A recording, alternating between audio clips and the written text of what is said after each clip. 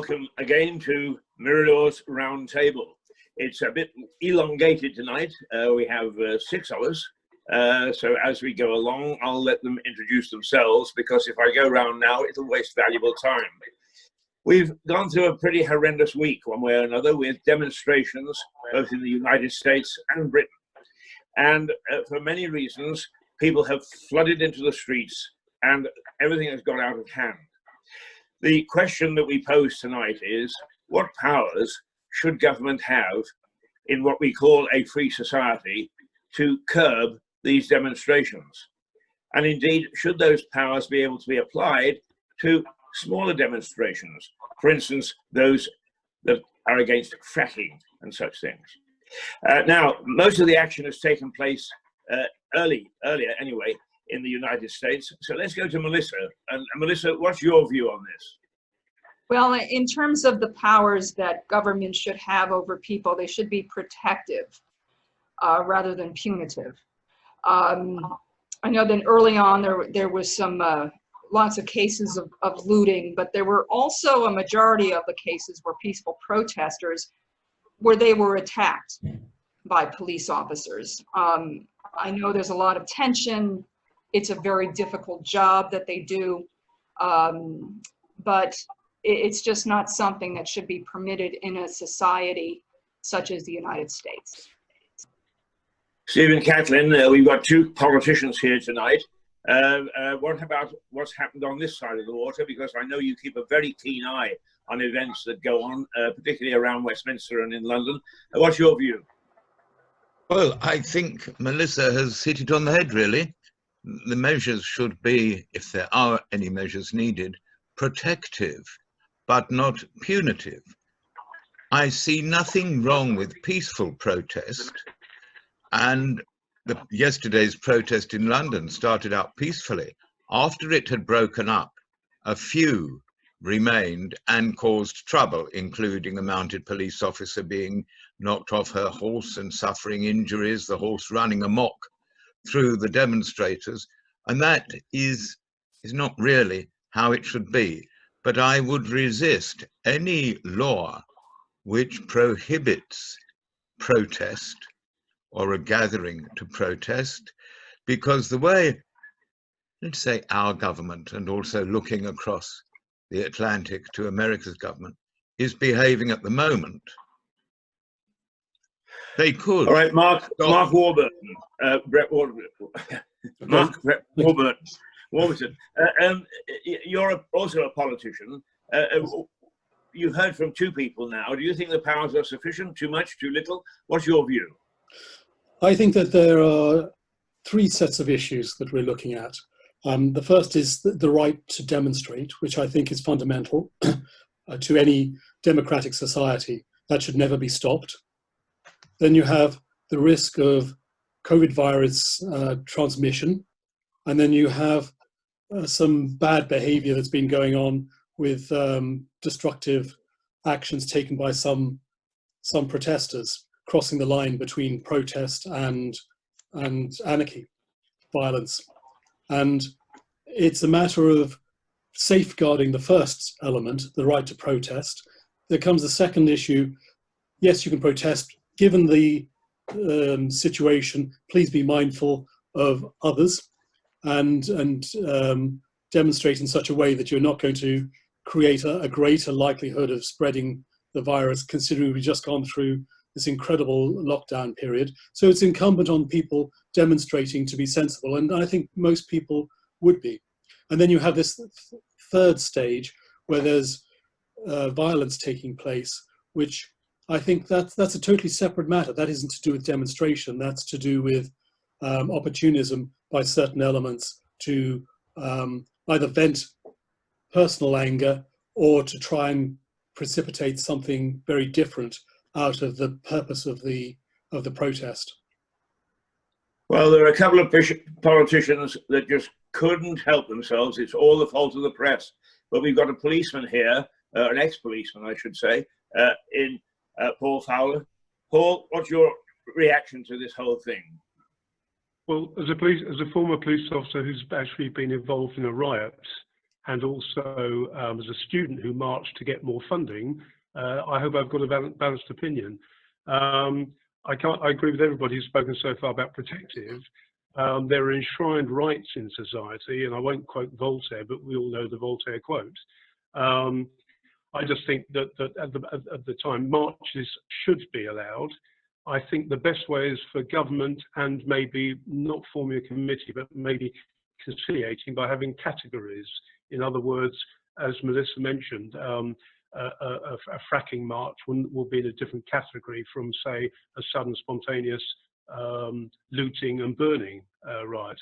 But what I found as a policeman involved in riots is that it's a tiny minority misbehave.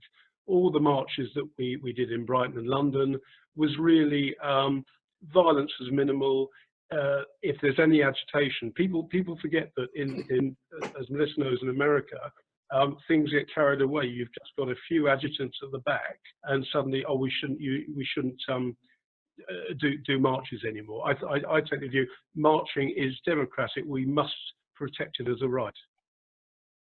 Right, Suzanne. Some of the commentators in the UK have suggested that your police are nasty and ours are okay. What reading do you put on it, having been in very close to this stuff overseas? Yeah, well, I live right in New York City, and so the beginning of this week was really it was hard to live here. There was helicopters above us, 20 helicopters any given night. The sirens were deafening. But the truth is that, as everyone has said, protesting is part of democracy. We only have a few ways for us to express ourselves and our freedom, and one of them is through voting, which tends to take a little bit longer than protesting. And so the police officers, and also just the entire police force, the United States, just needs to really honestly be taught how to deal with that, because we haven't really had to exercise that right as much as we've had to recently. And so I think that the police force throughout the United States just needs to be retrained to begin to understand, to be patient, and to realize that all everybody wants is just the freedom that's been guaranteed to them. Last, but by no means least, any, how do you view it from being a mother? I mean, does it worry you that these things are going on in the streets, and are you satisfied that the authorities handle them properly? It is a fine line, isn't it? Because it is freedom of speech. It's a very, very fundamental freedom to have. So ultimately, really, it depends on both sides. The protesters have to actually do what they were set out to do and protest for the rights they want to achieve and want to have. And the police have to deal with them in a decent way. Just very close to home, I've seen a video about the protesters in Brighton. They went to the police headquarters. It was very peaceful. It was nice to see, if it's such a term to use. And the members of the police actually kneeled down in front of them. So in the end, both sides kneeled in front of each other. I think it's that fine line. It depends on both sides. If one of them starts to act in a bad way, then the other one will retaliate. Stephen, can I ask you, because when I was in particularly Kosovo, but in the Balkans, and the press had a new freedom that they thought the freedom of the press meant that they could do absolutely anything. Do you think that some of these rioters nowadays think that the so-called freedoms, which you've all mentioned as being sacred, are misinterpreted by some of the people that get involved in these violent confrontations? Well, of course, I think all laws are there to be misinterpreted, some by central government and some by the population. The big problem for us in the United Kingdom, of course, is that the British Constitution is unwritten.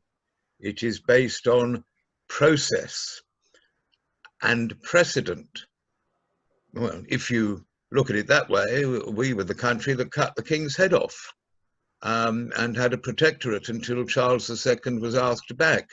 So I don't suppose we need to go that far this time. But freedom of the press really depends on in whose pocket the press is living, because we have an idea in this country that there is a free press, but the majority of it is owned by people who donate large sums to the present government. It is a difficult thing to work out and explain. It would be so good if, instead of relying on Bagot's interpretation, we did eventually end up with a written constitution. Of course, the Russian constitution in the old days of the Communist Party said that this constitution applies to all people. What it didn't say was that in the Russian constitution there is a section marked non-people. So you have to be careful with these things, and I would be happier myself if our constitution did give clear guidelines for various things. There is a clear guideline in the unwritten constitution for revolt and cutting the king's head off, you see. So I think it needs tidying up. Well, I can assure you that when I look at my tax bill, that this Mirador television isn't in the hands of the government from the amount we pay them. Melissa, what about you? How about this sense of freedom in the United States? Is it out of hand or is it contained? I think it's contained. I mean, so you're looking at what's happened recently. We're coming off of being locked down for 3 months. And there were 3 incidents of really overreaction, or I guess you can call it racism. And it just exploded. People just, it was a culmination, it was a perfect storm. But I think things are calming down. The president has just basically sent the National Guard home. So perhaps he's backing off. It looks like he's backing off a little bit from his military stance. So yeah, I think things are calming down. They come and go in waves. So I think we're on the downside of the wave. Mark? I think less than the actual press. I'm more concerned about control of information by social media, and we seem to be losing the freedoms that the purpose of the internet originally allowed. A free flow of information that seems to be increasingly controlled, with arbitrary decisions potentially being made by quite large corporations, whether or not they're supporting the government at the moment. I think on that subject, all press support the government of the moment. I remember going back to the time of Tony Blair, where the press got behind him. Equally, they're the same press that now support the Conservative government. So under the Labour government, they supported the Labour government at the time. It suited their objectives. Now the same people or the same institutions are supporting a Tory government. So they swing according to agendas at the time. Suzanne, land of private enterprise. What do you think about Mark's comments? Well, I think I think Mark is always right. I like that. But I will. I can tell the lie. But one thing I will say, and it always, whenever I think about the things that we're going through right now around the world, I always recall something that Barack Obama said: democracy is messy. And that messiness means that we all have to wade through the murk, because wading through that murk is absolutely worth it. And our overall goal is respect for all humanity. And that includes every race, and it also includes every police officer. And so getting through that is what we need to figure out as an entire world, really. Paul, I'm going to come to you last. So let's hear from Annie. Annie, when you're playing around with computers, do you have any sense that the big corporations are perhaps watching you? Oh, yes, definitely. I mean, just the fact that you can store everything you have on your computer on a cloud. I mean, there's someone someone somewhere knowing everything you put in there. So yes. And how much does that bother you? Well, I don't store my secrets on my laptop, so it's okay. All right, Paul, as I said, you're the copper. You've heard the comments of your fellow panelists. Have the last word. Well, almost the last word. Okay, as a former police officer who's got a degree and became an economist, I guess one thing, I agree with the Big Brother side. I agree with major corporates. As a banker, the corporates are dominating too much, and we have the Trump situation, which favours corporates. It isn't healthy. There's an issue that we've all missed in some ways, I believe, is as an ex-policeman, the police are being used as a political weapon in this country. And I'm sure Melissa will come in here, probably in America as well. And by that, I mean that police are actually derelict in many parts of major crime, but on a march, etc., they can get very aggressive. Now, I think Melissa would agree that we're slightly better off here, police-wise, but I would say there's a sinister part where government is controlling the police, and that's very dangerous. We should have a police force that has commanders who can give instructions without necessarily being told what to do, i.e. this march can go on because X. So I feel the police are rather held, the good police are rather kept down. And that's my honest opinion. All right, we're almost out of time. So a very quick last comment on what Paul has just said. Suzanne, do you feel that the American police are an arm of the state? I do believe that that's true in some cases, yes, but I don't think that that's the majority of the case in the United States. I do think that there is a lot of independent actions within the police force, and that also causes a lot of the issues that we have today. But I stress once again that I do believe in just the basic goodness of humanity, and that includes police officers in every race. So I'm sure that once we all figure out how to work together, we're going to solve it. Mark?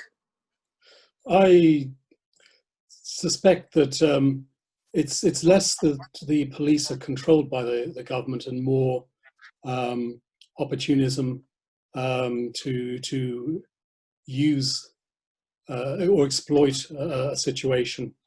And maybe that to a certain extent you've got senior officers that owe their position or allegiance to, or think they do, to a career progression through government, but it's unlikely. I think in reality, I think it's probably more likely to be opportunism rather than structure.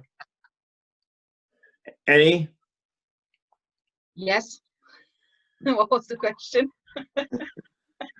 Well, responding to what Paul said, that the police are heavily influenced by the state, almost an arm of the state. I don't know enough about that. Could be. Who knows? Stephen? I think they could be in certain circumstances, which is something we need to avoid. I'd just like to say, actually, just to remind people, democracy does not mean everyone gets what they want. That's for sure. Right, Melissa, Paul really thought you would have a strong comment on this. So here you go. You're the last comment of the evening. What do you think? I've raised that issue partly as I don't believe it's fully true, but I just believe that with all that's happening in the world, I think as we've got corporates getting together, we've got I just feel there's a political maelstrom coming up in some ways, and the Big Brother thing we know is here at the moment. On the police side, though, I used to belong to a force which had discretion, served the public, that I stress the word serve the public, and did a fairly good job in the 70s. I think the modern police are ill-trained. I can't speak for America, and I think there are situations developing in Britain and America where policing has been awful and below the standards that I and my colleagues went to in the 70s and 80s. That's my view. A quick final word, Melissa? I think that, I don't necessarily think that there's some arm of the government. I mean, if you're looking at New York City or New York, for example, I mean, you have a It's controlled by Democrats. You have a Democratic mayor and a Democratic governor. I don't think they're going to want police to go out there and be brutal. It's just, I just think some police officers are not trained and they get caught up in the moment. But I think a majority of them are very good.